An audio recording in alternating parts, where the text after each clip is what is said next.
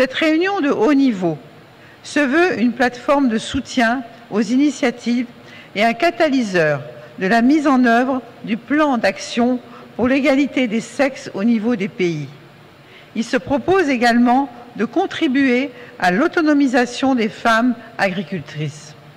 Elles sont omniprésentes dans toutes les étapes de la production, de la commercialisation et de la consommation des cultures vivrières et des cultures de rente.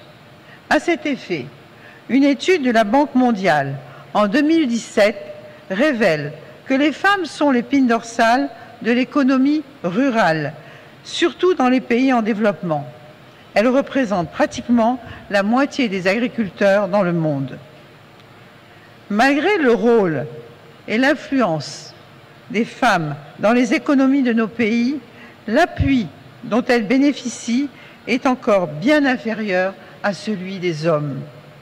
Dans le domaine agricole, beaucoup de femmes sont souvent marginalisées ou même exclues des marchés à forte valeur ajoutée, que ce soit pour l'intérieur ou l'exportation, parce qu'elles manquent par exemple de moyens de transport, de stockage adéquats, d'installation, de transformation et souvent d'information.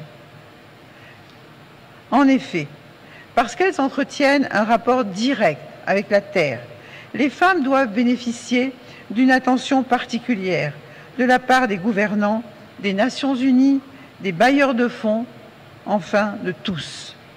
En somme, ce caucus doit apporter des réponses concrètes aux problèmes inhérents aux femmes face au changement climatique. Excellences, Mesdames et Messieurs, en la matière, notre pays, la Côte d'Ivoire, est très actif dans la recherche de solutions contre la déforestation, la dégradation des terres et le changement climatique en relation avec la problématique du genre.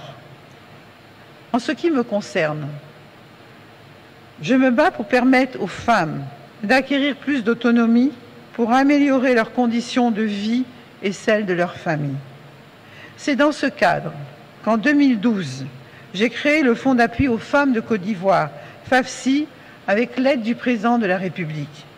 C'est un fonds à taux d'intérêt réduit qui est octroyé sans exigence de garantie aux femmes non éligibles aux prêts classiques et qui leur permet de financer leur activité génératrice de revenus.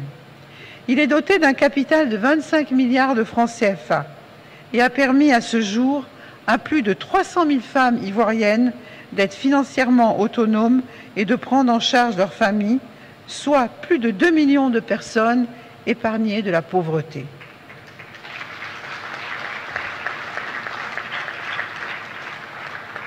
Le FAFSI permet aux femmes de jouer une part active dans la bonne marche de la société.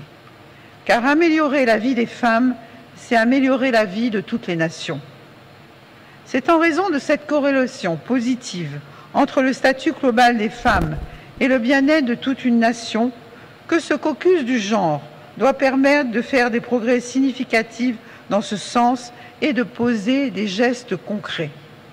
J'en appelle donc à une meilleure participation des femmes à la vie économique et à l'accroissement de leur pouvoir d'action pour renforcer leurs droits. Ceci leur permettra d'avoir la maîtrise de leur vie et d'exercer une influence au sein de la collectivité.